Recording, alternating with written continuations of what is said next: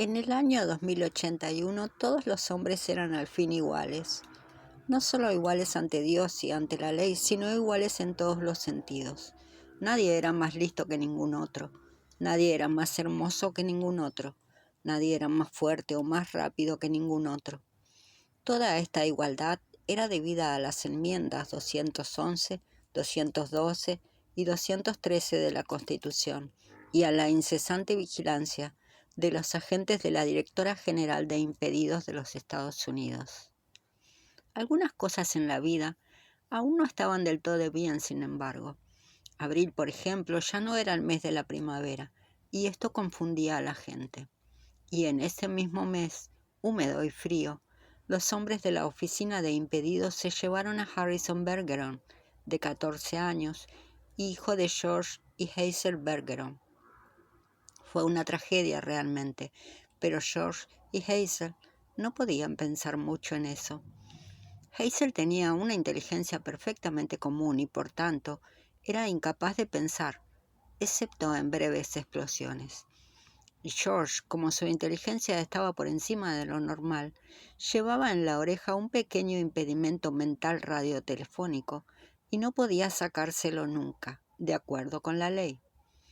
El receptor sintonizaba la onda de un transmisor del gobierno que cada 20 segundos aproximadamente enviaba algún ruido agudo para que la gente como George no aprovechasen injustamente su propia inteligencia a expensa de los otros.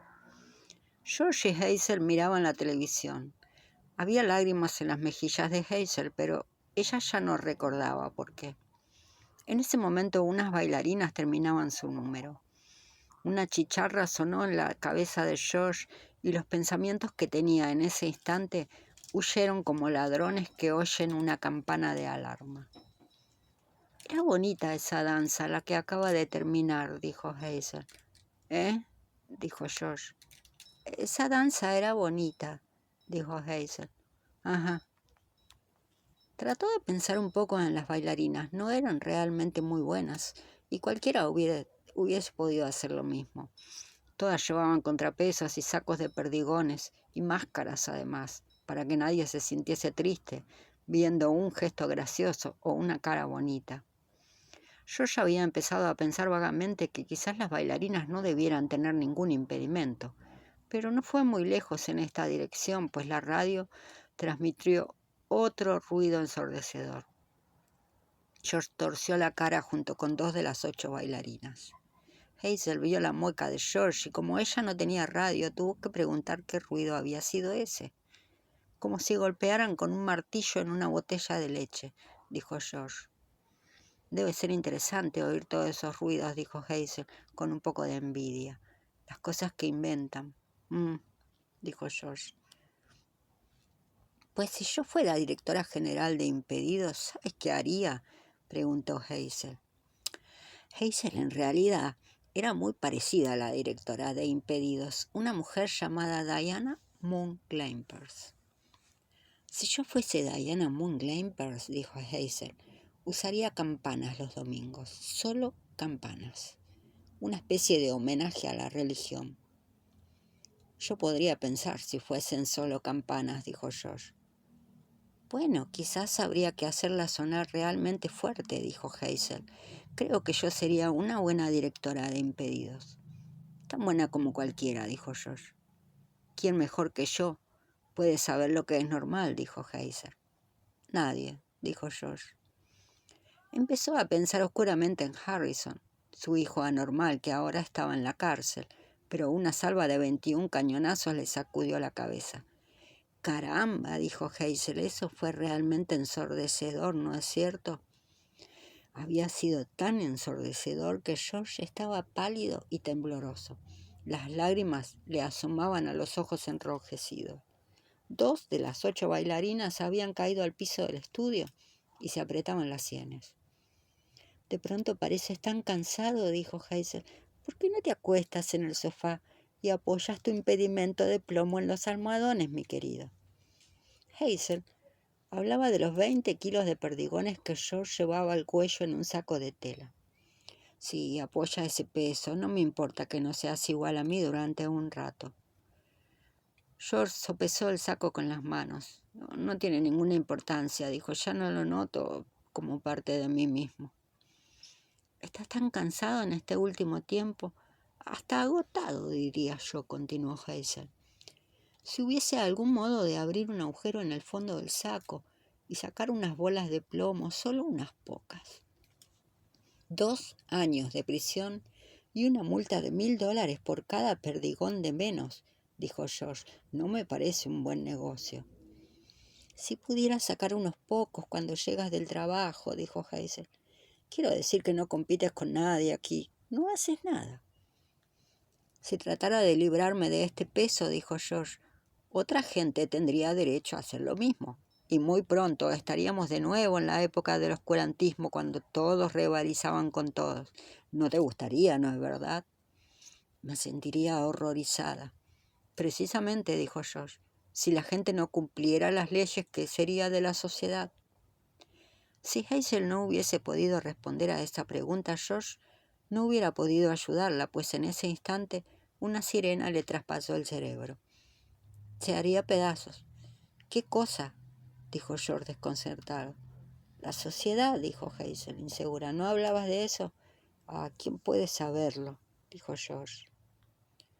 Un boletín de noticias interrumpió de pronto el programa de televisión.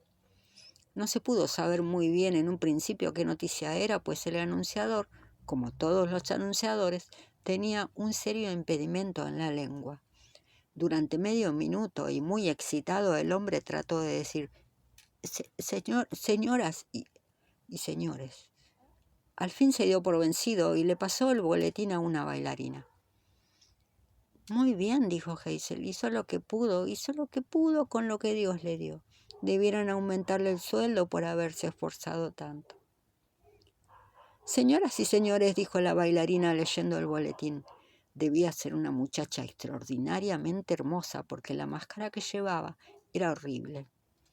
Y era fácil advertir también que tenía más fuerza y más gracia que ninguna de las otras bailarinas. El saco de impedimento que le colgaba del cuello era tan grande como el de un hombre de 100 kilos.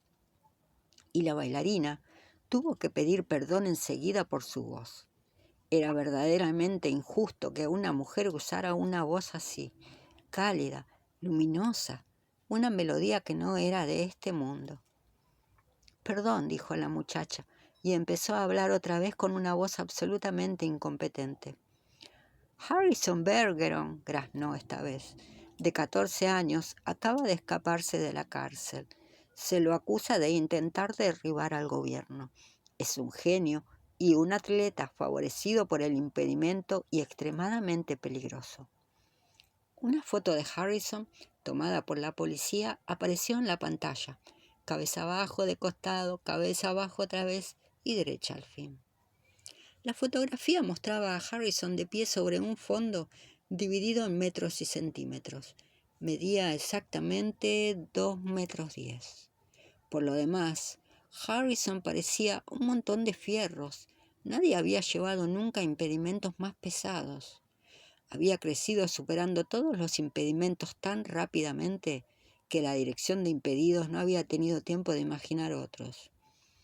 En vez de un pequeño receptor de radio en la oreja como impedimento mental, llevaba un par de tremendos auriculares y además unos anteojos de vidrios gruesos y ondulados.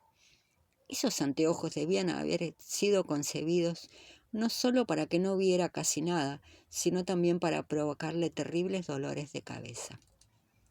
Los pesos metálicos le colgaban de todo el cuerpo. Comúnmente había una cierta simetría, una disposición verdaderamente militar en los impedimentos inventados para los individuos demasiado fuertes. Pero Harrison parecía un montón de chatarra ambulante. En la carrera de la vida, Harrison arrastraba más de 150 kilos. Y para afearlo, los hombres de los impedimentos lo obligaban a usar continuamente una pelota roja en la nariz, a afeitarse las cejas y a cubrirse los dientes blancos irregulares con pedazos de película negra. Si ven a este muchacho, dijo la bailarina, no intenten, repito, no intenten discutir con él. Se oyó el estruendo de una puerta arrancada de sus goznes. Del estudio de televisión llegaron gritos y aullidos de consternación. El retrato de Harrison Bergeron saltó una y otra vez en la pantalla como sacudido por un terremoto. George Bergeron identificó enseguida el origen del sismo. No le fue difícil, pues su propia casa había sido sacudida del mismo modo muchas veces. «Dios mío», dijo, «tiene que ser Harrison». En ese mismo momento, el ruido de un choque de automóviles le barrió la idea de la cabeza. Cuando George pudo abrir los ojos otra vez, la fotografía de Harrison había desaparecido y Harrison mismo llenaba ahora la pantalla. Estaba de pie en medio del estudio, balanceando la cabeza de payaso, y los fierros que le colgaban del enorme cuerpo se sacudían y tintineaban. Tenía aún en la mano el pestillo de la puerta que acababa de arrancar. Las bailarinas, los técnicos, los músicos y los anunciadores habían caído de rodillas ante él, sintiendo que les había llegado la hora y que pronto serían masacrados. «Soy el emperador», gritó Harrison. «¿Me oyen todos? Soy el emperador. Todos deben obedecerme enseguida». Golpeó el piso con el pie y el estudio tembló. A un tullido, encorvado, impedido como ustedes me ven aquí, rugió. «Soy el más grande de todos los gobernantes de todos los tiempos. Y ahora, miren en lo que puedo convertirme».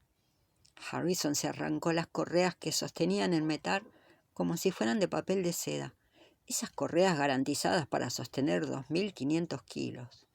Los pedazos de chatarra que habían sido los impedimentos de Harrison se aplastaron contra el suelo. Harrison pasó los pulgares bajo la barra que sostenía las guarniciones de la cabeza y la barra se quebró como una brizna de paja. Aplastó los lentes y los audífonos contra la pared y se arrancó la nariz de goma descubriendo el rostro de un hombre que hubiera estremecido a Thor, el dios del trueno. «Ahora elegiré a mi emperatriz», dijo Harrison, mirando el grupo arrodillado a sus pies. «Que la primera mujer que se atreva a levantarse reclame a su esposo y su trono».